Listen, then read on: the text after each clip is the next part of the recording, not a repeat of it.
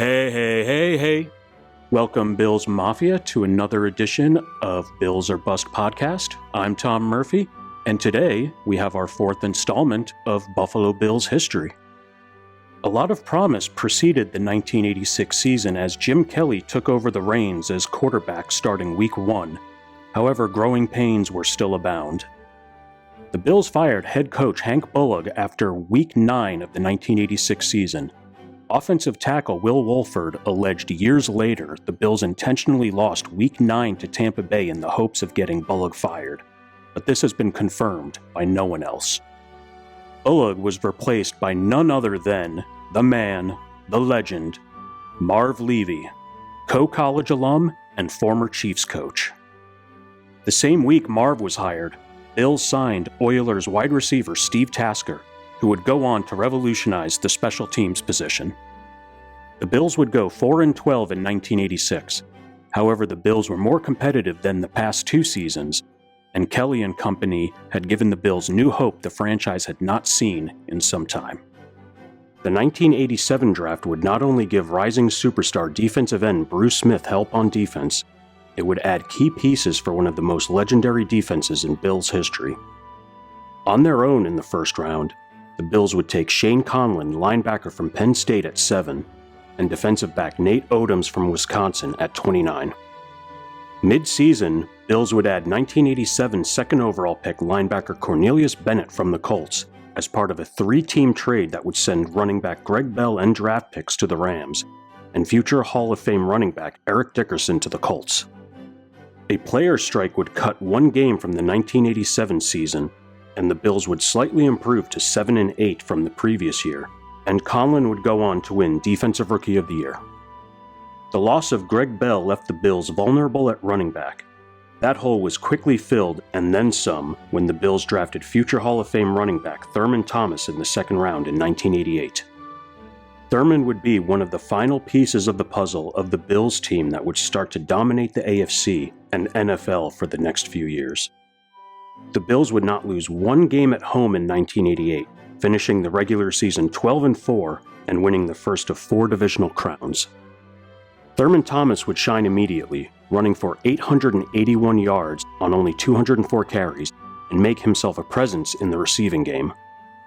The defense would give up the fewest yards in the league, giving them the well-earned moniker the Blizzard Defense. Bills would defeat the Houston Oilers 17-10 in the divisional round. It would be the first playoff game in Rich Stadium, and certainly not the last. Bills, however, would fall to the Bengals 21-10 in Cincinnati in the Bills' first ever AFC Championship appearance.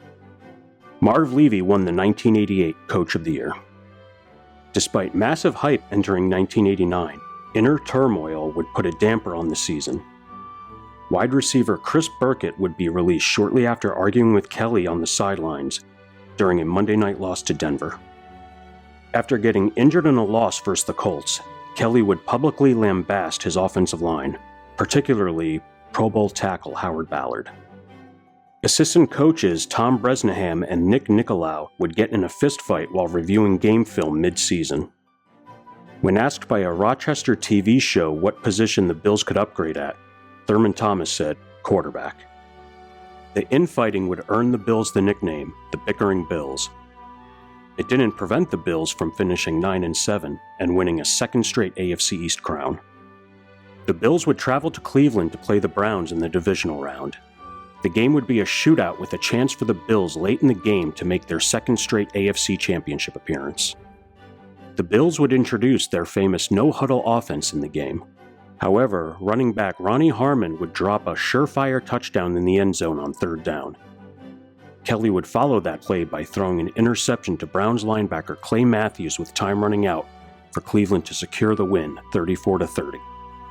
Kelly would finish the game with his playoff career high 405 yards in the loss. With the bickering behind them, the Bills were prepared to take the 90s by storm. The 1990 Bills would be an absolute buzzsaw, leading the league in points and point differential. With the no-huddle offense perfected, Kelly would lead the league in passer rating. Bruce Smith would run away with Defensive Player of the Year after a 19-sack season. Bills would finish the regular season 13-3 and face their division rival, the Dolphins, in the divisional round.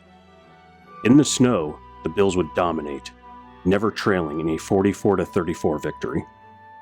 Without Bo Jackson and the Bills pumped for their first ever home AFC Championship game, the Los Angeles Raiders stood no chance. The Bills intercepted Jay Schroeder 5 times, with Darryl Talley returning one of his 2 for a touchdown. Bills would be up at the half 41-3 and finish with a 51-3 victory, sending the Bills to their long-awaited first ever Super Bowl appearance.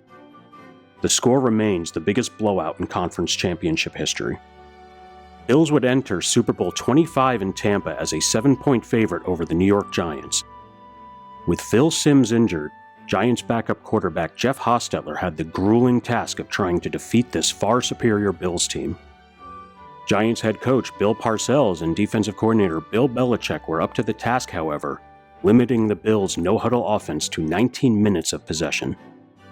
In perhaps the most infamous moment in Bills history, Scott Norwood's 47-yard would-be game-winning kick sailed wide right. Giants would upset the Bills 20-19 in Super Bowl 25, still the closest margin of victory ever in Super Bowl history. It would later be determined Frank Reich aligned the laces to the right, causing the ball to sail, and Norwood would forever go down as the scapegoat for the loss. But in true Bills fan fashion, he was received with forgiveness at the Bills' welcome home rally outside Buffalo's City Hall the following week. 1991 would be known as the year of Thurman. He'd lead the league in rushing and finish with over 2,000 yards from scrimmage, winning both NFL MVP and Offensive Player of the Year.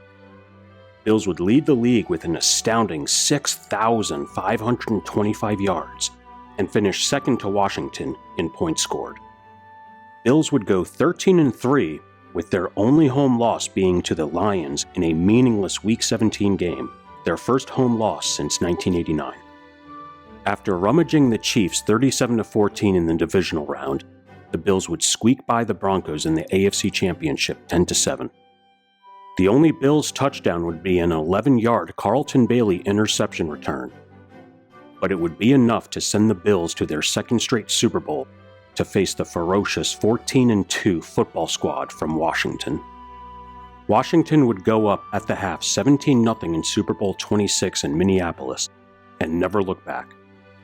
Kelly was sacked 4 times, intercepted 4 times, Thurman lost his helmet on the sidelines, and it even got worse from there, as Washington won 37-24 in a score much closer than play indicated. Highs and lows would be the story of 1992. In a Week 2 shootout with San Francisco, the Bills would win 34-31 in the first game in NFL history without a punt. The 4-year AFC East reign as champs would come to an end as the Bills finished the regular season 11-5. They'd still make the playoffs as a wild card. Second-year safety Henry Jones would record 8 interceptions on the season. With Jim Kelly out with an injury, Frank Reich would start the wildcard game in Rich Stadium versus the Houston Oilers.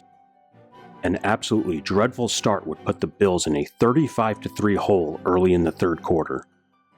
Fans filed out of the stadium as Thurman also went out in the game with an injury. The fans would try and climb the walls back into Rich as Reich and company scored 5 straight touchdowns to send the game to overtime. In overtime, Nate Odoms intercepted a Warren Moon pass to set up Steve Christie's game-winning kick. The Bills won 41-38. It would be the largest comeback in NFL history until December 2022. Reich would also start the next round in Pittsburgh to defeat the Steelers 24-3, setting up the Bills' third straight AFC Championship appearance in Miami. Kelly would return to clobber Miami in their home 29-10. The Bills would travel to Pasadena, California to face the heavily favored Dallas Cowboys in Super Bowl 27. It's rumored the Bills treated their trip to California like spring break, while Dallas was solely focused on the task at hand, denying Buffalo a Super Bowl victory in their third straight trip. Cowboy stars Troy Aikman, Emmitt Smith, and Michael Irvin did everything to fortify that rumor, as the Cowboys annihilated the Bills 52-17. The Bills committed a repulsive Super Bowl record 9 turnovers in the blowout.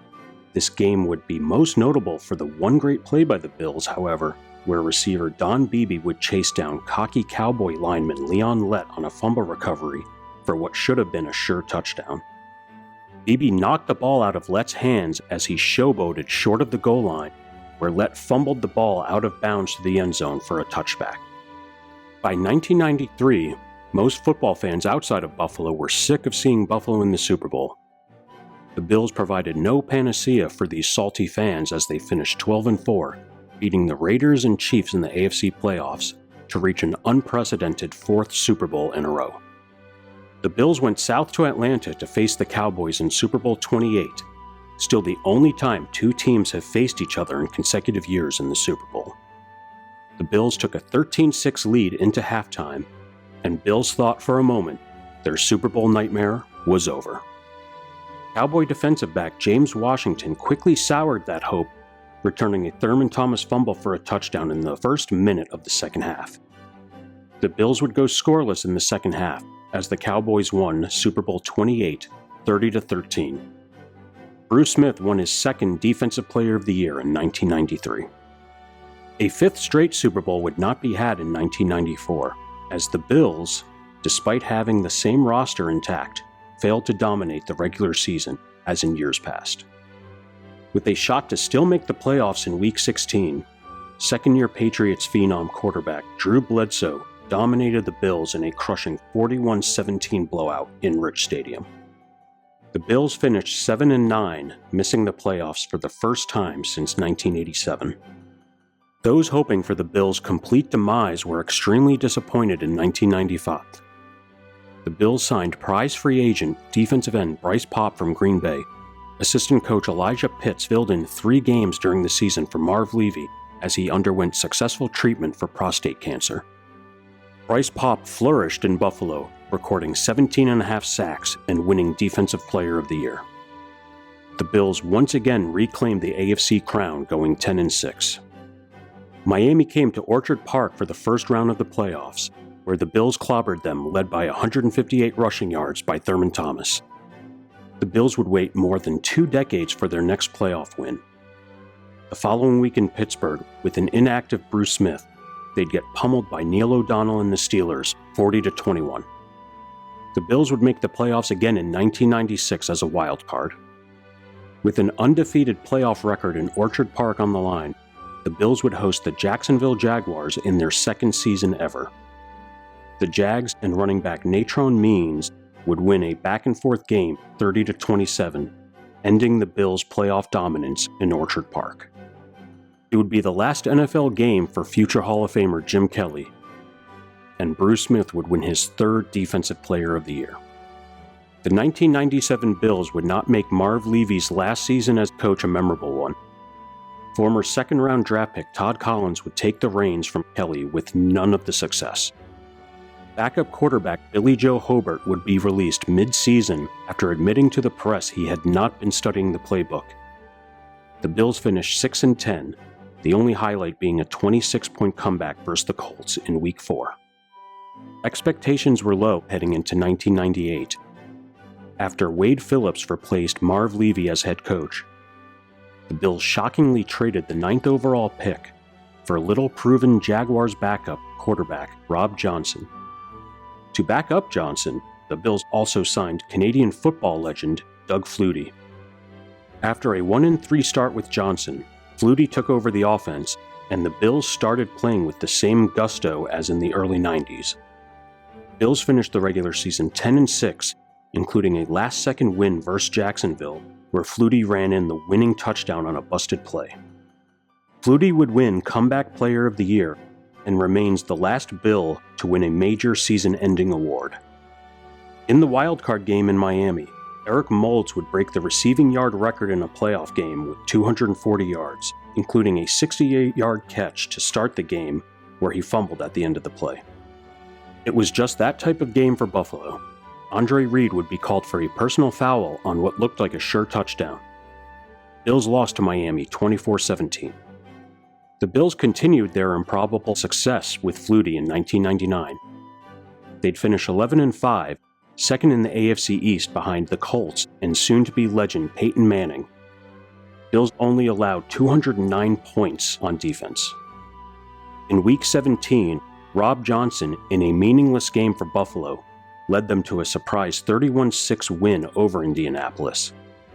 This led Wade Phillips to be pressured by general manager John Butler and owner Ralph Wilson to start Rob Johnson over Doug Flutie in the wildcard game in Nashville versus the Tennessee Titans, against pretty much everyone's wishes.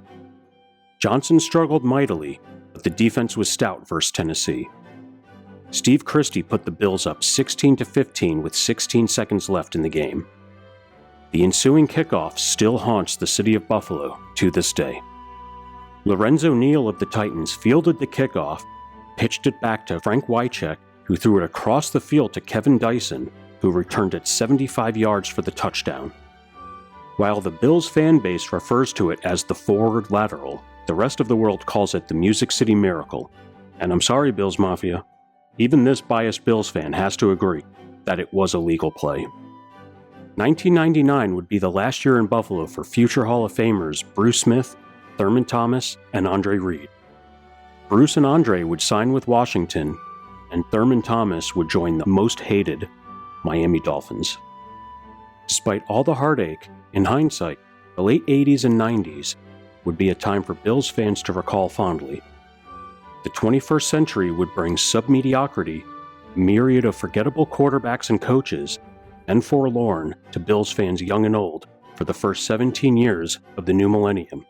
That is, until a clever general manager, a respected coach, and a generational quarterback found their way to the Queen City of Buffalo. But that's a story for next time on the history of the Buffalo Bills. Thank you for listening to the Bills or Bust podcast. I'm Tom Murphy, and let's go Buffalo!